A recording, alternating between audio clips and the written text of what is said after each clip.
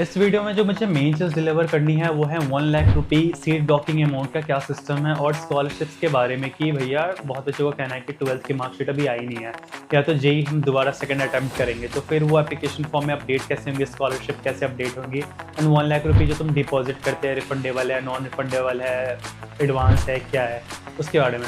So hello guys, मेरा नाम है ऋतिक, मैं हूँ बैनेट यूनिवर्सिटी का CSE third year student and ये मेरा कॉन्टैक्ट नंबर है। इन द केस अगर किसी बच्चे को मुझसे डायरेक्टली कॉन्टैक्ट करना है अबाउट क्वारीज वगैरह, रिव्यूज़ वगैरह या फिर एडमिशन प्रोसेस से रिलेटेड तो आप मुझे डायरेक्टली कॉन्टैक्ट कर सकते हो।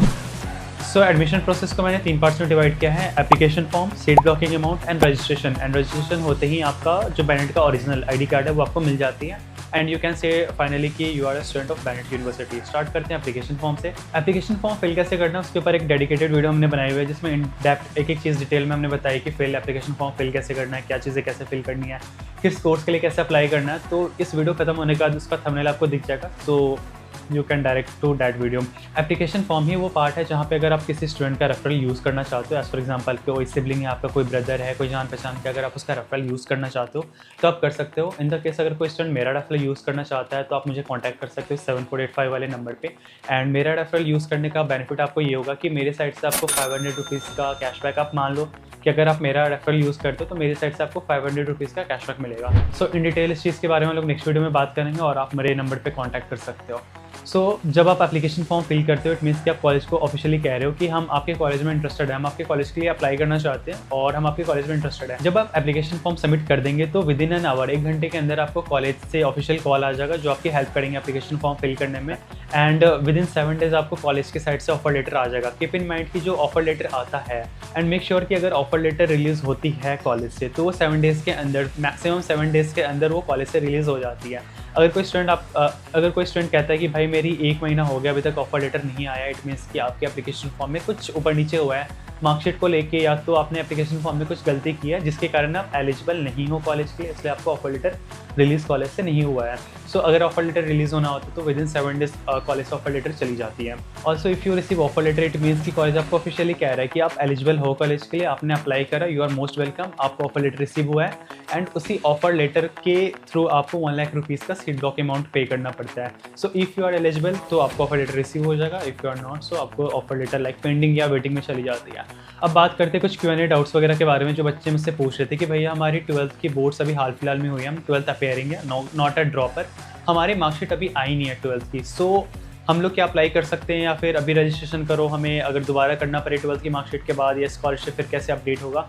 तो इन सारे क्वेश्चंस का ये जवाब है कि आप अभी एप्लीकेशन फॉर्म फिल कर सकते हो, आप कर लिए। जब आपकी 12th की मार्कशीट आ जाए तो आप सेम पोर्टल पे जाएंगे, बैनेट की जो ऑफिशियल पेज है उस पर जाएंगे, आप सेम एप्लीकेशन नंबर से लॉगिन करेंगे। उसके बाद आप अपनी 12th की मार्कशीट वगैरह या जेई मेंस की जो मार्कशीट वगैरह वो आप अपडेट कर सकते हैं। So no need to wait. अगर आप 12th अपियरिंग हो अभी तो आप अभी से एप्लीकेशन फॉर्म फिल करके रजिस्टर कर सकते हो कॉलेज के लिए एंड जब आपकी मार्कशीट आ जाए मेंस की या तो 12th की तब आप उसको अपडेट कर सकते हैं। अब बात करते हैं जेई मेंस के स्टूडेंट को, यहाँ पे कुछ मिस कर रहा हूँ ना मैं। सो अब बात करते हैं जेई मेंस के स्टूडेंट को। अगर आपने हाल फिलहाल में मेंस का एग्जाम दिया है, अगर आप अपने मार्क्स से सेटिस्फाइड हो कि you scored well enough in JEE mains, तो आप डायरेक्टली अभी मेंस के बेसिस पे भी admissions and scholarship seat block कर सकते हो। एंड इन द केस अगर कुछ स्टूडेंट का डाउट आ रहा है कि भैया अगर हम सेकंड अटैम्प्ट करते हैं एंड सेकंड अटैम्प्ट में हम ज़्यादा स्कोर कर सकते हैं तो क्या कल को ये मार्कशीट या फिर स्कॉलरशिप अपडेट हो जाएगी, तो इसका जवाब है हाँ। आप आराम से अभी एप्लीकेशन फॉर्म फिल कर सकते हो, मेंस का पोर्टल आप एम्प्टी छोड़ देना। जब आप सेकंड अटैम्प्ट करो जेई का, कल कुछ ज़्यादा मार्क्स आते हैं तो वो आप जाके डैशबोर्ड पे वापस से वो जेई मेंस के मार्क्स अपडेट कर सकते हो, स्कॉलरशिप अपडेट हो जाएगी। Alright. Also keep in mind कि अगर आप रजिस्ट्रेशन करते हो, ये 1500 का वो पेमेंट करते हो, डैट नॉट मीन्स कि आपकी सीट बुक हो चुकी है कॉलेज में। या फिर कुछ बच्चों का होता है कि भाई हमने अप्लाई कर दिया, ऑफर लेटर आ गया, हमने पेमेंट कर दी 1500 की, हमारी सीट ब्लॉक नहीं हुई, तो वो आप बस कॉलेज के लिए अप्लाई करो, डैट नॉट मीन्स कि आपकी सीट ब्लॉक हुई है। नाउ सेकंड इंपॉर्टेंट पार्ट है सीट ब्लॉकिंग अमाउंट। अब इसका क्या सीन है, जब आप एप्लीकेशन फॉर्म सबमिट कर देते हो, कॉलेज वाले आपको कह दी यू आर एलिजिबल, आपको उन्होंने ऑफर लेटर अपनी साइड से रिलीज़ कर दी। अब आपका नेक्स्ट जो स्टेप होती है वो है आपका सीट ब्लॉकिंग अमाउंट। आप 1 लाख रुपी सीट ब्लॉकिंग अमाउंट पे करोगे कॉलेज के लिए।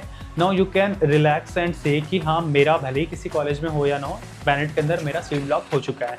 आपको कोई दूसरा कॉलेज मिले ना मिले, नाउ आपका सीट रिजर्व बैनेट में हो चुका है, ओनली कि जब आपकी ऑफर लेटर रिसीव हो जाए एंड आप उसके थ्रू 1 लाख रुपये का पेमेंट कर देते हो। अब यहाँ पे जो बच्चे के डाउट्स वगैरह आते हैं, भाई सीट ब्लॉकिंग जो अमाउंट है वो आप अलग से पे नहीं करते हो, मीन्स 1 लाख रुपये आपको एक्स्ट्रा पे नहीं करना। जो आपका सेमेस्टर फ़ी है, जो आपकी फर्स्ट सेमेस्टर की जो एडवांस पेमेंट है, उसमें से आप 1 लाख रुपये पेमेंट करते हो, एंड जब आप फाइनली सेमेस्टर की पेमेंट करोगे तो वो उसमें मैनेज हो जाता है। इन डिटेल में थोड़ा बता दूँ, बैनेट का जो पोर्टल होगा फ़ी ऑनलाइन पेमेंट में, जब आप बैनेट के पेज पे जाओगे, आप अपने लॉगिन जो भी डिटेल आईडी है उससे आप लॉगिन करोगे। जब आप पेमेंट करोगे वहाँ पे आप कोटेशन लिखोगे, जो भी कैप्शन आपका कि that is seat blocking amount, और वहाँ पे आप 1 लाख रुपये पे कर दिया है। जब आप सेमेस्टर की पेमेंट कर रहे होगे तो आपको वहाँ पे जो टोटल पेमेंट है उससे 1 लाख रुपये माइनस होकर दिख जाएगा, ना आपको जो सब्ट्रैक्टेड अमाउंट है आपको वो पे करना होगा। इट मीन्स कि जो 1 लाख रुपये है वो आप एज अ सेमेस्टर फी का एडवांस पेमेंट करो सीट ब्लॉकिंग अमाउंट का। कुछ बच्चे 50,000 पे करते हैं, कुछ बच्चे ऐसे तो 1 लाख रुपये ही फी पेमेंट करनी होती है। सो ये था सीट ब्लॉकिंग अमाउंट। अब इसके बाद क्या रह रहा है, सो नेक्स्ट जो बच्चों का डाउट आता है कि ये जो 1 लाख रुपये का जो पेमेंट है क्या वो रिफंडेबल है, तो इसका जवाब है हाँ रिफंडेबल है, लेकिन कुछ कंडीशंस होती है, कुछ क्राइटेरिया होती है। देखो, कल को अगर किसी स्टूडेंट का कहना है भैया हमने एडमिशन ले ली, सीट ब्लॉक कर ली, अगर कल को मेरे को इससे बेटर कॉलेज मिल रही है, कोई गवर्नमेंट कॉलेज मिल रही है, जेई बेसिस पे मेरा 99 परसेंटाइल है, 96 परसेंटाइल है, अगर कल को मुझे कोई बेटर कॉलेज मिल रहा है तो क्या ये 1 लाख रुपये का जो पेमेंट है क्या वो रिफंड होगा? जवाब है हाँ होता है। कंडीशंस क्या है, रजिस्ट्रेशन होने के बाद, जब आप 1 लाख रुपये का पेमेंट कर देते हो, क्लासेस स्टार्ट होने से पहले अगर आप रिफ़ंड के लिए अप्लाई करते हो तो 100% रिफ़ंड होता है। क्लास स्टार्ट होने के 1 महीने बाद अगर आप रिफ़ंड के लिए कहते हो तो आप कॉलेज चेंज कर सकते हो, नो डाउट आप कॉलेज चेंज करो, बट उसमें फिर आपका जो 1 लाख रुपये है वो रिफ़ंड नहीं होता। चीज़ें समझो। तो अगर आप 50% क्लास करते हो, जैसे जो फर्स्ट मंथ है, अगस्त सितंबर से आपकी मोस्ट पहली क्लास स्टार्ट हो जाएगी, उससे पहले अगर आप रिफंड के लिए अप्लाई करते हो तो आपको 100% रिफंड आ जाएगा, ठीक है, 1 लाख रुपये है वो रिफंड होगी। अगर आपने 50% क्लासेस कर ली, इट मीन्स कि 1 मंथ का जो है 2 वीक्स आपने क्लासेस कर ली, तो आपका 50,000 रिफंड होगा, 50,000 रिफंड नहीं होगा। एंड इन द केस अगर कोई स्टूडेंट 1 मंथ या उससे ज़्यादा क्लासेस कर लेता है तो आपका कोई अमाउंट रिफंड नहीं होगा, लाइक 1 लाख रुपये या जो भी सेमेस्टर की पेमेंट है वो रिफंड नहीं होती है। तो ये क्राइटेरिया है, ये सीन है, based on the classes, number of classes आप कितना करो, 2 वीक्स करते हो 50% रिफंड होगा, 1 वीक करते हो तो उसके अकॉर्डिंग, या फिर क्लास करते ही नहीं है तो 100% रिफंड हो जाता है। ये सारी है। जो एप्लीकेशन फॉर्म की पेमेंट है वो रिफंडेबल नहीं होती है, कीप इन माइंड। एंड उसके अलावा भी अगर आपको अभी भी कोई क्वेरी डाउट्स वगैरह है रिफंड्स को लेके, सीट ब्लॉकिंग अमाउंट को लेके, कांटेक्ट करो आप मुझे, कॉल्स वगैरह पर डायरेक्टली मुझसे पूछ सकते हो। इसके बाद जो नेक्स्ट स्टेप आता है, जो मोस्ट इंपॉर्टेंट स्टेप होती है, वो है रजिस्ट्रेशन की, जिसमें आपको ऑफिशियली कॉलेज का जो ओरिजिनल आईडी कार्ड होता है वो आपको इशू हो जाता है। इसका क्या सीन है, आपको एक रिपोर्टिंग डेट मिलेगी कि आपका ये रिपोर्टिंग डेट है। Let's say with an example कि 22 अगस्त से लेकर 28 अगस्त के बीच में आपका रिपोर्टिंग डेट है। आप जब आओगे तो उसी टाइम में आपकी रजिस्ट्रेशन होगी, जो आपका कॉलेज का ऑफिशियल जो आईडी कार्ड है आपको उसी समय इशू हो जाएगा। प्लस जो आपकी हॉस्टल एलोकेशन है, जो आपको हॉस्टल रूम्स वगैरह अलॉट होगी, जो आपको रूममेट्स अलॉट होगी, आपको उसी टाइम में अलॉट होगी। कीप इन माइंड कि जो भी बैनेट में जो फ़ी पेमेंट होती है सेमेस्टर, वो सारी चीज़ें एडवांस पेमेंट में होती है। इट मीन्स कि जो आप सेमेस्टर पेमेंट कर, इट मीन्स कि जो आपकी सेमेस्टर स्टार्ट होगी, जो फर्स्ट सेमेस्टर, ईयर की बात नहीं कर रहा, फर्स्ट ईयर की फर्स्ट सेमेस्टर की होगी, सेमेस्टर स्टार्ट होने से पहले आपका जो टोटल पेमेंट है, ड्यूज़, वो सारे ड्यूज़ क्लियर होने चाहिए। अगर 500 भी ड्यू होती है तो फिर आपको लाइक उसी टाइम ऑन स्पॉट पेमेंट करनी पड़ती है। फिर सेकंड सेमेस्टर स्टार्ट होने से पहले आपको सेकंड सेमेस्टर का एडवांस पेमेंट करना होता है, third semester and so on, ठीक है। तो मेक श्योर कि जब आप कॉलेज में आओ, रजिस्ट्रेशन के टाइम में आपके सारे ड्यूज़ एंड फीस क्लियर हो। सो थर्ड स्टेप यही है कि जब आपको एक रिपोर्टिंग डेट मिल जाएगी, आपको रिपोर्टिंग डेट के टाइम में आना है, उसी समय आपका इनरोलमेंट आईडी वगैरह बनेगा आपके ईयर एंड बैचेस के हिसाब से। बैचेस वगैरह उसी समय आपके डिसाइड होंगे कि आप किस बैच में जा रहे हो, एंड आईडी कार्ड आपको उसी समय से होगा। हॉस्टल रूम्स वगैरह उसी पे इशू होंगे। अगर इन द केस अगर किसी हॉस्टल रूम्स के बारे में मैंने ऐसे एक वीडियो बनाई हुई है, हॉस्टल रूम्स की वीडियो देख लेना, ऊपर आई बटन या इस वीडियो के बाद देख लेना। सो हॉस्टल रूम्स वगैरह अगर आप ऐसे ग्रुप में आते हो अगर किसी फ्रेंड के साथ, तो आप रूममेट वहाँ पे चूज़ कर सकते हो, but keep in mind first year में रूममेट्स आपको रैंडम ही मिलते हैं।